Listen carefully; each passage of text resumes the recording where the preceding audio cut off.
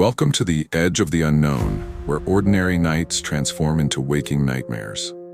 In these next moments, you will witness 3 harrowing encounters with creatures whispered of in legend, yet all too real for those who dare to see. Ready your nerves. This is where nightmares take form. High in the northern woods, where evergreen trees pressed close and the wind howled like a hungry animal, a small research team set up camp under a moon as thin as a razor's edge. They were led by Dr. Helena Crowther, an anthropologist whose life's work revolved around local folklore. She had dragged her colleagues, Jonas, Miriam, and Reggie, into these remote forests to verify a series of unsettling reports. Villagers on the outskirts had whispered about missing hunters, strange footprints in the snow, and eerie calls echoing in the dead of night. Dr. Crowther was convinced the stories all led back to the Wendigo legend, a malevolent spirit that, according to native folklore, roamed the winter wilderness, possessing those who gave in to ravenous greed or cannibalistic hunger. Skeptics claimed these tales were merely cautionary myths spun by generations dealing with harsh, unyielding winters. Yet each new account shared the same details: a gaunt shape lurking among the pines, skeletal limbs, eyes that glimmered with unnatural hunger. Despite the freezing temperatures, the group worked steadily, setting up a makeshift base at the edge of a frozen lake. Jonas, the field technician, busied himself installing motion-activated cameras among the trees. Miriam, a folklore enthusiast, read aloud from a tattered journal they had borrowed from the local museum. The text detailed the final words of a man who believed he had seen the Wendigo's face in the reflection of a broken window. According to the journal, the Wendigo was not merely a monster, but a relentless spirit, bound to the land and doomed to wander, forever craving what it could never truly possess. Night fell quickly in the north, swallowing the last slivers of daylight. The wind picked up, each gust rattling the tent flaps with a hollow, mournful tone. Dr. Crowther and her colleagues huddled around a lantern, reviewing the day's notes. A vague unease settled over them, an unspoken awareness that something felt off. Jonas claimed the cameras were all in place, yet he admitted he had heard rustling in the brush, as if someone or something had been following him. Reggie joked that it was probably just a curious deer, but no one truly left. They ate a meager dinner, conscious that animals might be drawn to their supplies. Miriam turned in early, exhausted from the long hike and the creeping cold that leached warmth from her bones. Dr. Crowther stayed up with Jonas, going over recordings on a portable device.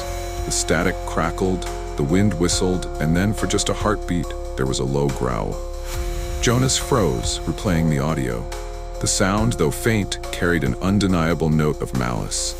Dr. Crowther's eyes flickered with concern, but she said nothing, not wanting to alarm Miriam and Reggie. Sometime after midnight, a scream tore through the stillness of the camp. Dr. Crowther lurched upright, scrambling out of her sleeping bag. She nearly collided with Jonas, who had emerged from his own tent in a flurry. Reggie was shouting incoherently, pointing at something in the darkness. Miriam's tent stood open, its flaps fluttering violently. Miriam herself was nowhere to be found. Snow around the entrance had been churned by thrashing limbs, as if she had been dragged away. A single set of footprints, bony, elongated, led into the trees. Panic rippled through the group. Grabbing flashlights, they followed the tracks into the frozen forest. The beams danced over skeletal branches, each tree looking like a jagged claw. The prints led them deeper into a silent stand of pines. After a frantic search, they found Miriam lying motionless in the snow. She was alive, but trembling, her eyes wide with terror. Through stuttering breaths, she described a tall shape looming over her, its breath like winter itself.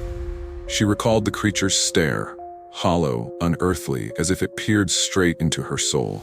Jonas helped carry Miriam back to camp, where they zipped her into a sleeping bag to keep her warm. She uttered a single sentence that chilled everyone. It spoke my name. None of them knew what that meant, but they all felt a seed of dread sprouting in their minds. Dr. Crowther decided it was too dangerous to stay. She wanted them to pack up at first light and head back.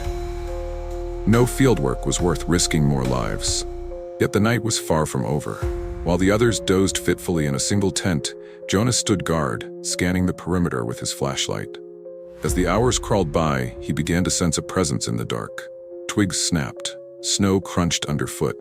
Holding his breath, Jonas swung the beam toward the sound and froze. There, just beyond the tree line, stood a towering figure. Its gaunt frame was draped in tatters of fur and hide. Its eyes glowed in the reflected light, feral and hungry. Jonas took an involuntary step back, heart pounding. The figure let out a guttural hiss, then vanished into the shadows as if it had never been. Jonas burst into the tent and roused the others. They made the decision to break camp immediately, ignoring the darkness. Adrenaline tore through their fatigue as they disassembled the tents, stuffed gear into bags, and tried to maintain composure. Miriam, too weak to move quickly, leaned on Reggie's shoulder. Dr. Crowther led the way, compass in one hand, flashlight in the other. She whispered that if they reached the main trail, it would lead them to a service road. They did not make it that far. The trees seemed to close in, twisting the path so that every direction looked the same. The wind's howl rose to a feverish pitch, overshadowing their calls to one another. Then, just ahead, a shape materialized between the pines, too thin, too tall. Its skeletal arms extended, fingers ending in wicked claws. The group halted, petrified. In that moment, the wind died to a hush, as if nature itself had paused. The creature advanced. Dr. Crowther recognized the hollow gaze. This was no mere beast. It was something older and more terrifying than any legend could fully describe. She felt an overwhelming sense of despair, as if the forest conspired against them. Jonas raised a flare gun, the only weapon they had, and fired a single shot.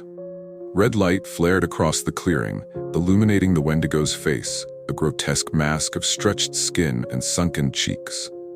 The monster recoiled at the bright light, shrieking in a voice that sounded like ice cracking. That gave the group a moment to scramble past, stumbling deeper into the woods. Branches lashed at their faces. Miriam's labored breathing echoed in the hush. They clung to one another, determined to keep moving.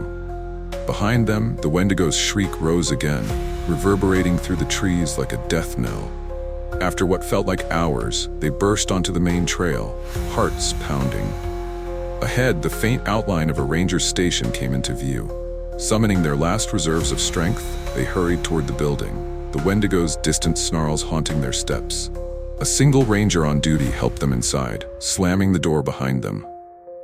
Jonas sank to the floor, tears streaming down his face. Miriam stared at the ranger with hollow eyes, her voice trembling as she described what they had encountered. The ranger said nothing, merely stared at the group as if he had heard it all before. Dr. Crowther sensed that he believed them, even if he wouldn't, or couldn't, speak of it openly. In the days that followed, the team quietly left the region, each carrying the memory of those hollow eyes. They never recovered their field cameras, and no formal report was ever issued. Dr. Crowther resigned from her university post, citing stress. Jonas refused to discuss it with anyone, while Reggie moved away to an undisclosed location. As for Miriam, she was plagued by nightmares for the rest of her days, dreams in which a voice whispered her name over and over in the endless dark. In a remote Appalachian town, nestled between rolling hills and dense pine forests, life had a timeless, almost forgotten quality. The roads were dusty, the houses worn, and old superstitions clung to every corner. Tourists rarely ventured there, but a man named Edgar Willows arrived one brisk autumn afternoon, hoping for a peaceful retreat. Freshly retired and widowed, he sought solitude and a quiet place to gather his thoughts. He rented a small cabin near the edge of the woods, close to a rickety covered bridge that spanned a narrow creek. Townsfolk regarded him politely but distantly, as though wary of an outsider who didn't understand their ways. Edgar noticed their mistrust, yet assumed it was typical of small communities. He settled in without complaint, believing the crisp air and rustling leaves would bring him tranquility. At first, the forest felt welcoming. Edgar enjoyed walks along the winding trails, collecting pebbles and leaves, relishing the sound of pine needles crunching underfoot. Occasionally, he spotted deer grazing or foxes darting through the undergrowth. But one evening, a local shopkeeper mentioned something peculiar. "Watch out for the pine watcher," he said in a hushed tone, eyes darting to the trees. Edgar dismissed it as a local legend, perhaps something the townsfolk used to frighten children into staying indoors at night. Curiosity, however, began to gnaw at him. He asked a few more residents about this pine watcher, but most offered only cryptic replies, shaking their heads or changing the subject. One older woman, her voice trembling with age, muttered, "It's an old spirit. It claims a place among the pines. Best not to linger when the sun goes down." Edgar found the notion fanciful at best, though he couldn't ignore a subtle chill that traveled along his spine whenever he passed the darkest portions of the forest after dusk. Several days later, while on his customary afternoon walk, Edgar discovered strange footprints near the creek. They were large and elongated, unlike any animal tracks he recognized. The prints disappeared into the underbrush, leaving him unsettled. As evening approached, he stayed on the porch of his cabin, scanning the tree line. The setting sun turned the sky to embers, a hush fell over the forest. Then he saw it, a silhouette perched high among the pines, still as a statue. It looked vaguely human, but stood too tall, its limbs oddly angled. Edgar squinted, and in that instant, the figure moved, slipping deeper into the shadows with uncanny grace. He jolted upright, heart pounding. Could this be a person? A poacher, maybe? Or someone who shouldn't be out there? The next morning, Edgar ventured into the woods at daybreak, determined to find evidence. He wandered among the pines, but found no fresh footprints. Instead, he stumbled upon a clearing strewn with animal bones, some still bearing scraps of flesh. The sight was revolting, and the smell turned his stomach. It struck him as the feeding ground of a large predator, but no ordinary predator would arrange the carcasses in a circular pattern. He hurried back to town, anxious to speak with someone who might have an explanation. The townspeople offered vague sympathy, but little in the way of direct answers. A sense of unease settled over him, and he considered cutting his retreat short. Yet something about that figure in the trees fueled his curiosity. Perhaps he felt compelled to prove it was just an eccentric hermit or a wild animal with unusual tracks. That night, Edgar couldn't sleep. The wind outside rustled the branches, creating the illusion of soft whispers. Around midnight, he heard a distant shriek echo through the valley, a sound that raised every hair on his body. Gathering his courage, he grabbed a flashlight and ventured onto the porch. The forest stretched before him like a living wall of black. Moonlight filtered through sparse clouds, revealing fleeting shapes. He clicked on the flashlight and pointed its beam toward the pines. There, at the forest's edge, stood the same lanky silhouette. This time, it was closer, close enough that Edgar could make out a faint reflection where its eyes should be. Adrenaline coursed through him. Slowly, he raised a camera he had draped around his neck, hoping to capture proof of the creature. The camera flashed, illuminating the clearing for an instant. In that split second, he saw the being's face, or what passed for it. Features stretched unnaturally, the skin pale as tree bark, and two glowing orbs that locked onto him with inhuman intensity. Then the figure darted away, disappearing between the pines. Edgar's hands shook so violently he nearly dropped the camera. He reviewed the photo but found only a blurry smear, yet he knew what he had seen.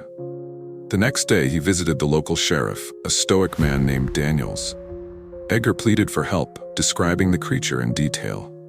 Daniels listened but seemed unconvinced, chalking it up to the fancies of an outsider. When Edgar insisted, the sheriff finally agreed to send a deputy to check the area, an empty gesture that yielded no results. That evening, Edgar locked every window and door, setting a chair against the cabin's entrance as an extra measure. Sleep eluded him.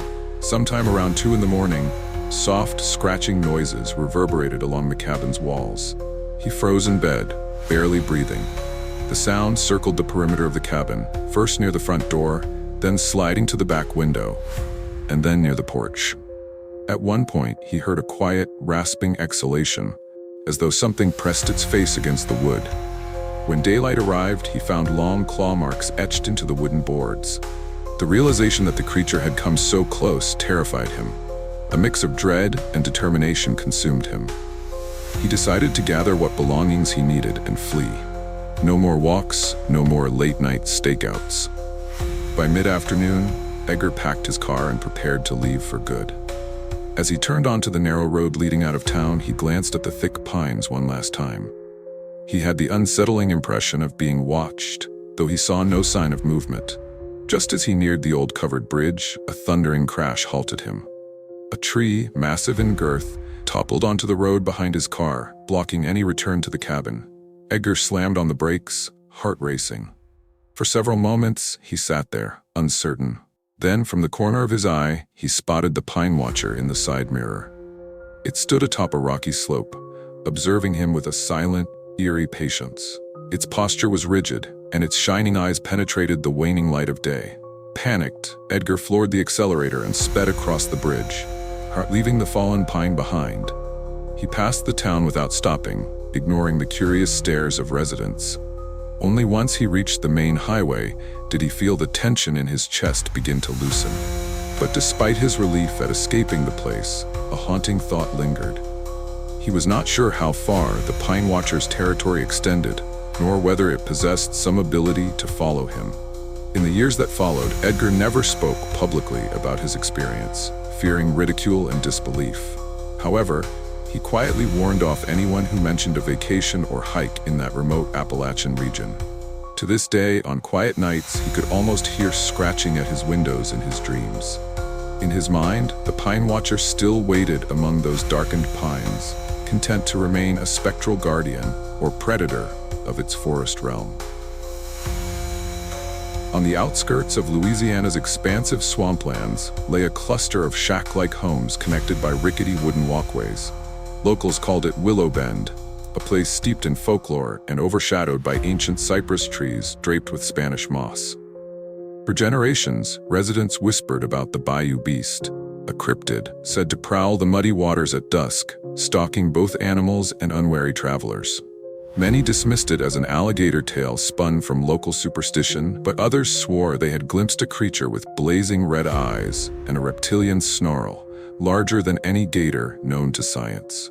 Marie LeBlanc, a young schoolteacher from New Orleans, moved to Willow Bend to serve the isolated community. Initially, she found the swamps enchanting, a realm of hidden beauty and ethereal stillness. She heard the stories of the Bayou Beast, but treated them as folklore. Yet, during her first week, she noticed peculiar signs. Gutted fish left on the walkways, bizarre footprints in the mud that didn't match any known animal, and a persistent odor that clung to the humidity, a rancid mix of algae and decay. An older resident, a stooped man named Thibault, pulled her aside one afternoon. His voice lowered to a conspiratorial whisper as he recounted the legend. The beast, he said, was rumored to be an ancient curse, a manifestation of wronged spirits from a time of betrayal and dark magic. According to Thibault, it lurked in the deepest corners of the swamp, venturing out to feed when the moon was high or during fierce storms. Marie smiled politely at the story, but she could not entirely dismiss the seriousness in the old man's eyes. Weeks passed, and Marie settled into her routine. During the day, she taught reading and math to children who arrived by small boats. In the evenings, she graded papers and listened to the swamp's symphony of frogs and insects. One night, a thunderstorm swept through Willow Bend. Rain battered the tin roofs, and lightning briefly illuminated the cypress trees in ghostly flashes. Amid the clamor, Marie thought she heard a deep, guttural roar that resonated through the swamp. The sound sent a chill dancing up her spine. She dismissed it as thunder, until she heard it again, distinctly different in tone. The next morning, the village was abuzz with tension. A local fisherman had gone missing overnight, his small skiff found overturned and clawed to pieces. Marie heard hushed references to the beast. Some insisted it was an angry gator. Others claimed something far more sinister had snatched the man.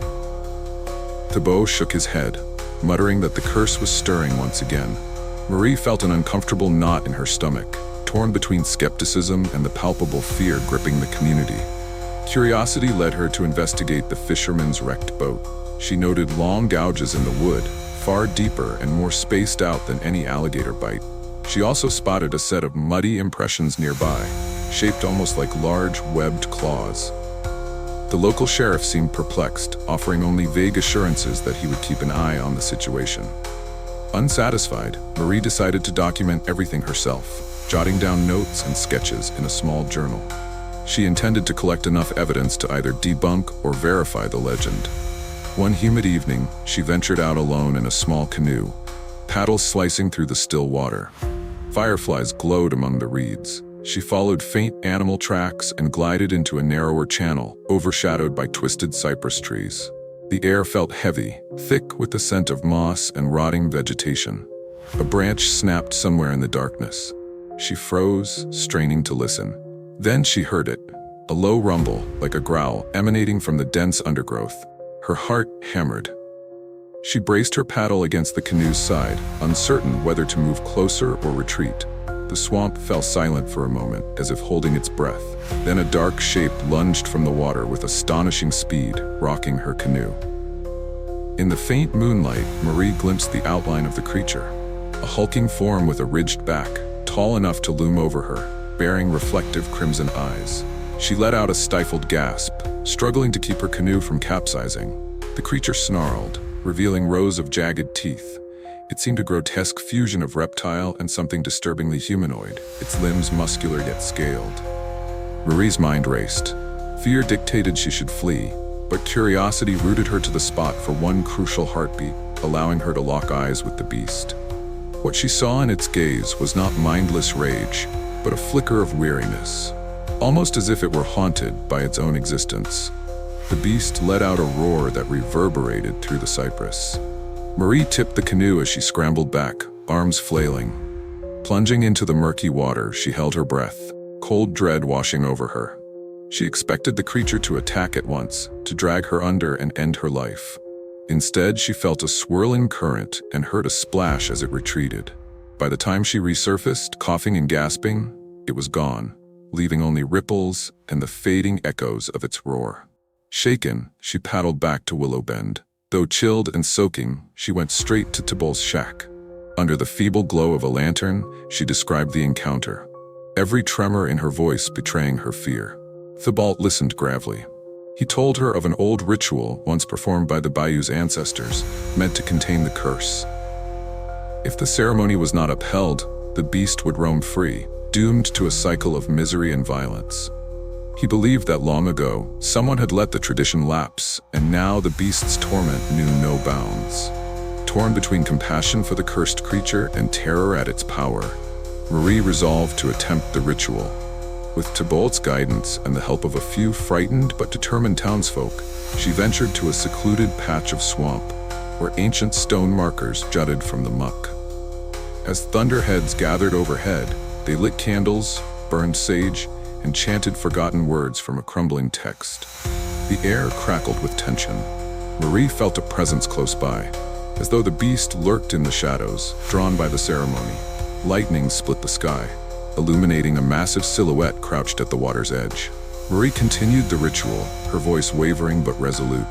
In that charged moment, she believed the beast was listening, caught in a battle between its primal fury and whatever shred of humanity might remain. But before the final words were spoken, a bolt of lightning crashed into a nearby tree, snapping it like a matchstick. The participants scattered as flames and smoke billowed. When Marie regained her footing, the beast was gone, leaving no sign that it had come so near. In the days that followed, no more fishermen vanished and no new sightings were reported. Yet Marie sensed the outcome was inconclusive. The curse had not been definitively lifted, only momentarily subdued. She left Willow Bend soon after, returning to New Orleans with a heavy heart. Late at night, she still dreamed of crimson eyes watching her from the shadows, carrying the sorrow of centuries. She suspected that somewhere deep in the bayou, the beast remained, bound to its cursed domain, waiting to emerge once more when the cycle of neglect or broken promises resumed. And each time thunder rumbled overhead, Marie remembered the taste of that thick swamp air and the piercing roar of a monster, both fearsome and tragically enthralled by an ancient magic.